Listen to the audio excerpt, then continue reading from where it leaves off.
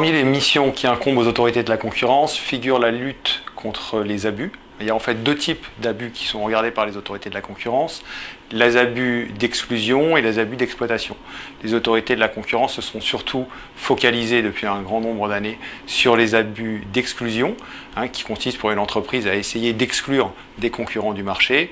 Et on constate depuis très récemment en fait un certain regain pour les abus d'exploitation qui avaient été assez peu traités ou pas du tout traités par les autorités de la concurrence depuis la fin des années 70. Ceci pose un certain nombre de questions.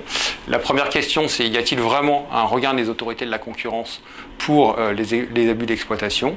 La deuxième question que cela pose, c'est de savoir si les investigations qui pourraient être menées vont se limiter à des cas dans lesquels les entreprises en position dominante ou en position forte sur un marché exploitent des failles de la réglementation.